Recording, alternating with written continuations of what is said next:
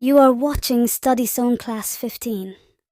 Like my video, subscribe my channel. Nani's little birdie adventure. Once upon a time, there lived a sweet old lady named Nani. Nani had a lovely little pet birdie named Chirpy.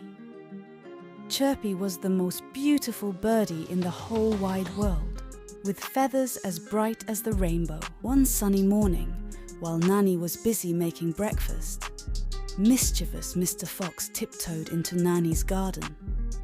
He peeked through the bushes and saw Chirpy singing cheerfully on her perch. "Oh ho, what a tasty treat," thought Mr. Fox, licking his lips. He quietly crept closer, his eyes fixed on Chirpy.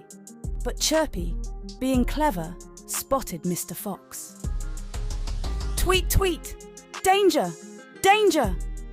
she chirped loudly, flapping her wings in alarm. Nani heard the commotion and rushed outside. "Oh no! Mr. Fox! You can't have my Chirpy!"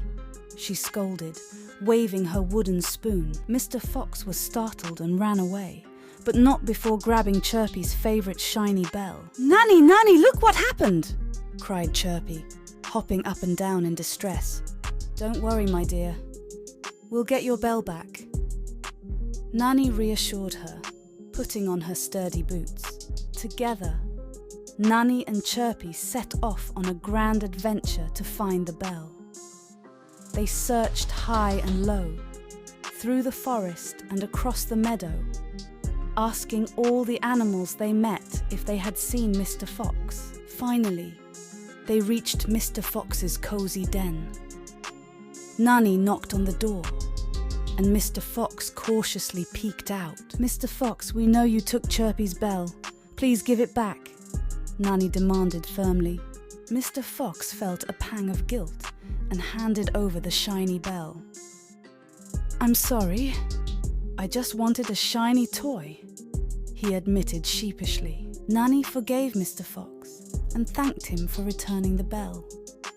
Chirpy was overjoyed to have her favorite toy back. From that day on, Nani and Chirpy lived happily ever after, singing songs and sharing laughter in their cozy little home. And whenever Mr. Fox came near, Chirpy would chirp, "Tweet, tweet! Go away, Mr. Fox! This bell is mine, not yours!" And they all laughed, because even the naughtiest fox can learn to be good.